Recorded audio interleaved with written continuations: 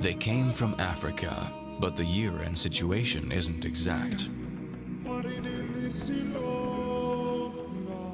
Some researchers say they arrived on slave boats that shipwrecked in the Caribbean in the 1600s. Others say they came to the Americas as early as the 1300s. Either way, a group of Africans made their home on the island of St. Vincent, where they mixed with the native people. The new people became the Garifuna.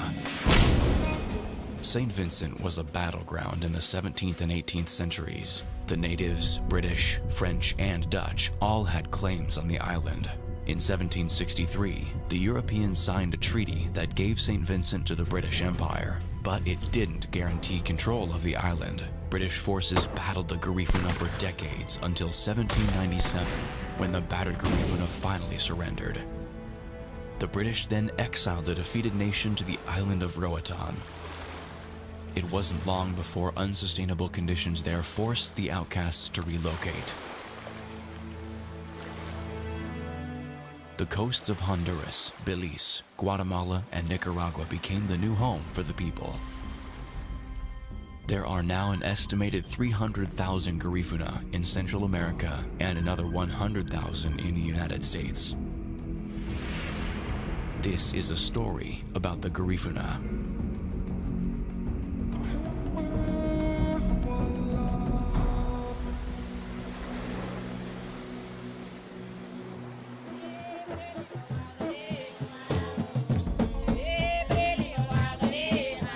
La cultura garífuna se generaliza más que todo en costumbres, creencias, religión. Tenemos las danzas, las gastronomías. Es una cultura que es rica en todo.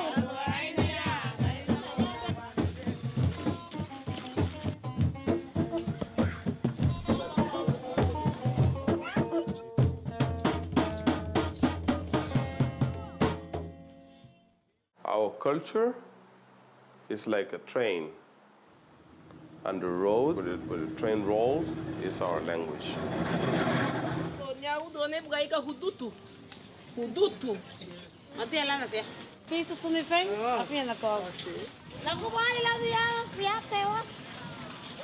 Despite the fact that our ancestors were exiled and we ended up in different countries, we actually still identify as Garifunas, and we can communicate among each other, irregardless of the country, in our own language.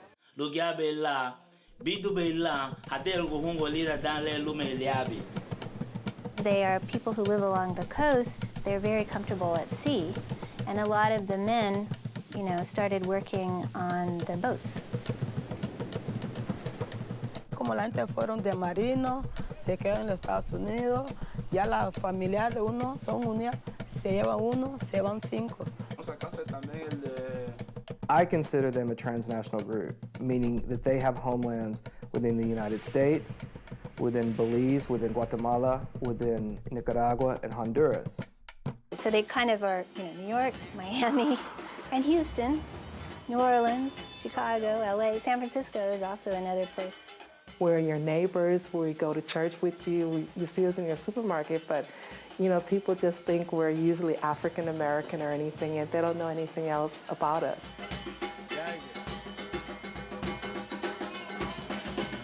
We see somebody in by phenotypes, by just how they look, skin color, also by hair. We just assume that you can either be white or black. It's simple categories. The really great thing about learning about the Garifuna is that you realize that those racial categories are super, super simple. And they don't encapsulate the massive complexity that really exists. Being black doesn't mean X, Y, Z. It can mean all this other stuff as well. So the Garifuna just break all kinds of, assumptions that people have about all that stuff.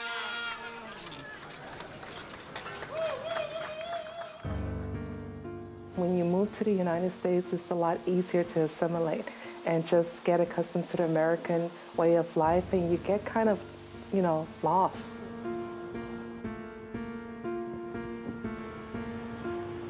Principalmente viviendo en la ciudad de Nueva York, todo eso es rápido.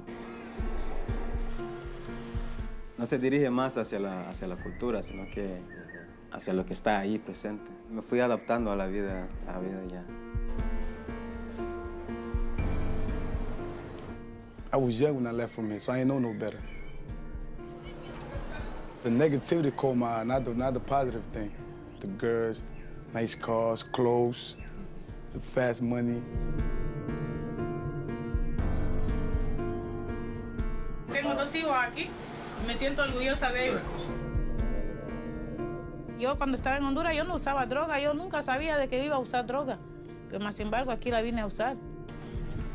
La inmigración se empezó a dar dentro de la cultura garífuna por busca de una mejor oportunidad y buscar el famoso sueño americano, donde yo podría decir de que en vez de un sueño americano se convirtió en una pesadilla americana. That was part of the gang over there, I ain't gonna lie. Which one? That was a blood. Yeah. Being a part of a gang is rough. It's rough, real rough. I got locked up for it, did things for it, because I had somebody with a pistol. I didn't shoot him, but I hit him.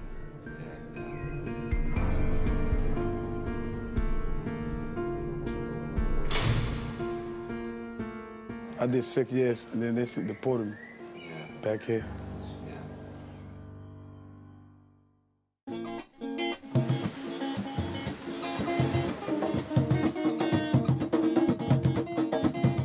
De 20 que salen de aquí del pueblo para los Estados Unidos, yo creo que por lo menos 5 o 6 regresan deportados.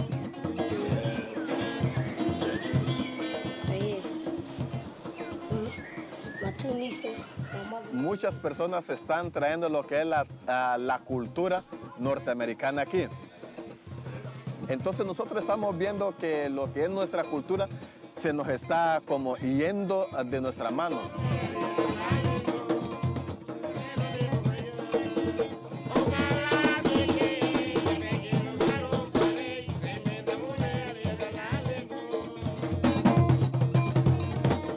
Ahí que esa en la cultura garífuna que muchos de nosotros, los garífunas, no lo vemos. It's not that they rejected the culture, it's not that they were totally consumed by the American culture, it was just that they didn't have an alternative.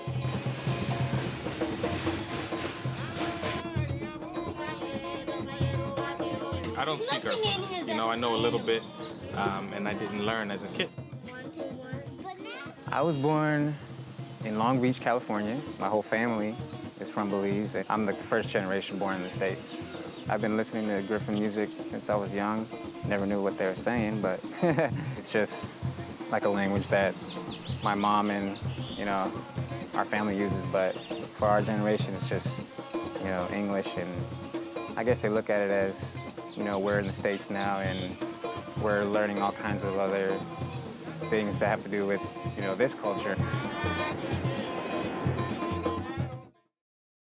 Quiero creer que cuando usted está perdiendo algo, es cuando usted siente la importancia de ese algo. Y es cuando usted lo quiere rescatar, lo quiere valorar.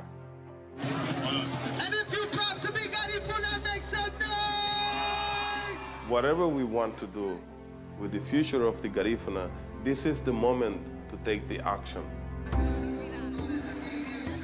The strength of the Garifuna people is Aruboni Amurunoni. I for you and you for me.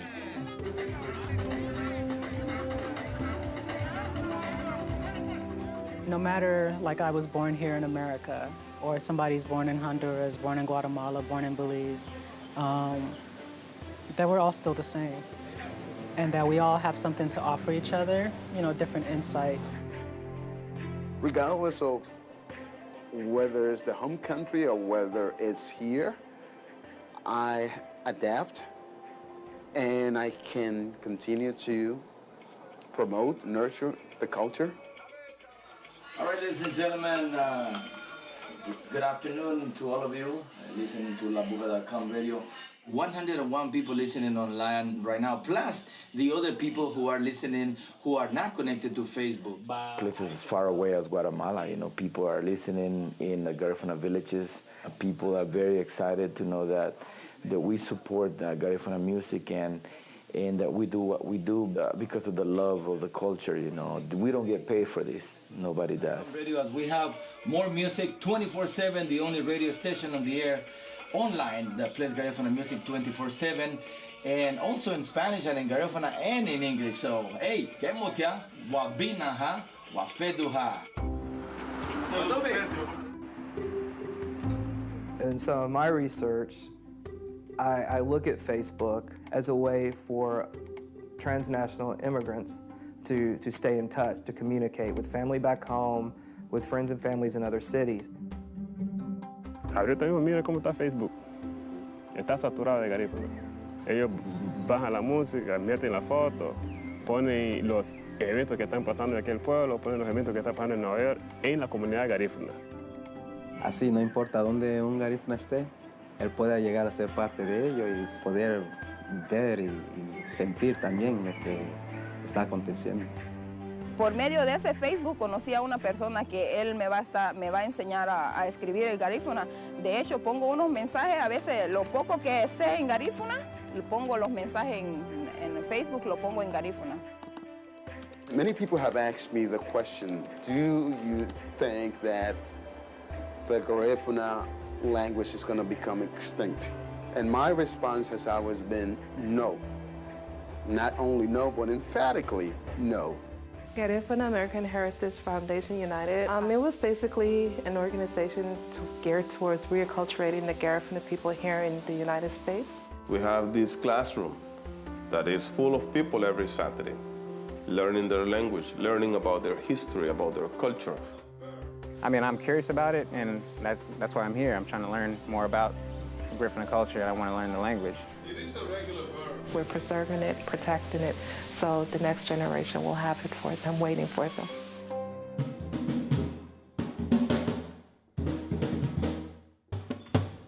Where I teach a little drumming,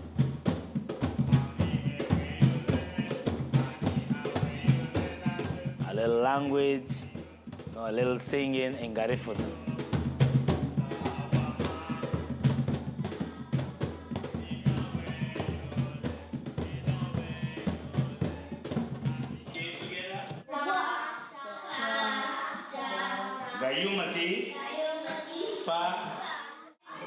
Take your papers.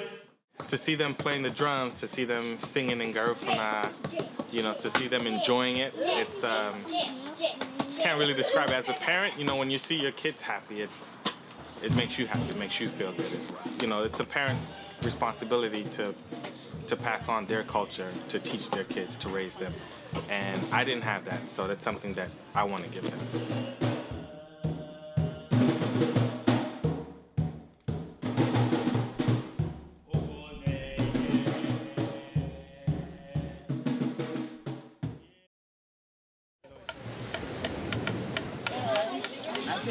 If you looked at what Garifuna culture was 300 years ago or 200 years ago is not going to be the same that it is today. Lots of things have changed, some things have been lost, some things have been gained, some things have been modified.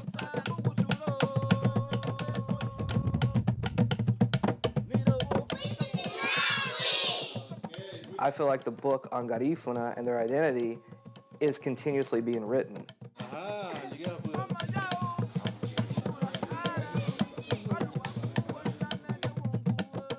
What I think is being preserved is identity as Garifuna, right?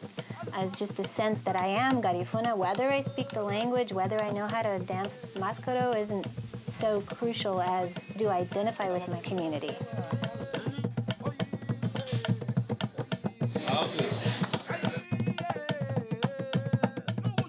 Y entonces tenemos que combinar el pasado con el presente. Solo así se puede sobrevivir. You could have yours and still learn other things. It doesn't diminish who you are as a person. In fact, it makes you a stronger person, a better person.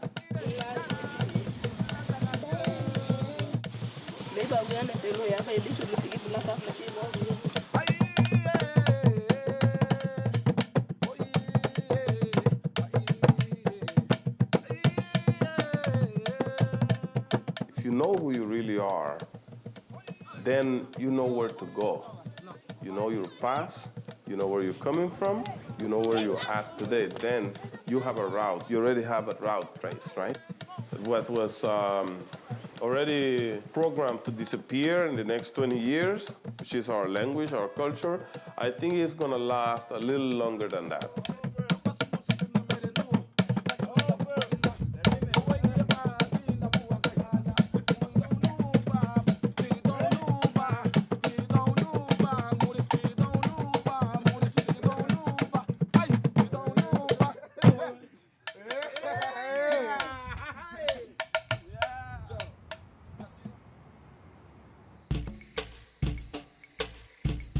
I always want my children, like my parents taught me, you are Garifuna. They would say, Garifuna Bugia, you know, you are Garifuna.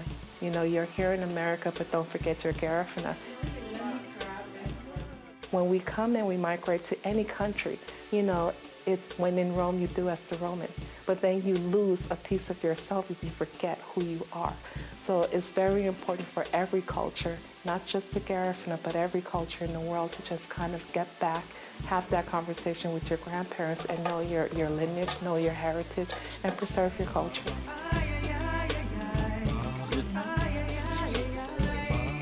Eso es lo que nuestros ancestros nos han heredado y eso es lo que Dios nos ha dado a nosotros, nuestra propia cultura.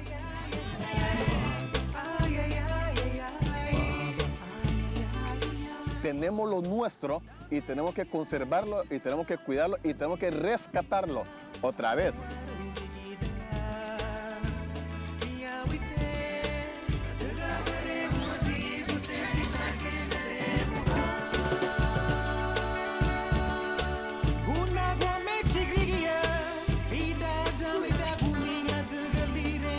Y tenemos una batalla tan grande que volver a rescatar lo que es nuestro. Y tenemos que hacerlo, y podemos hacerlo.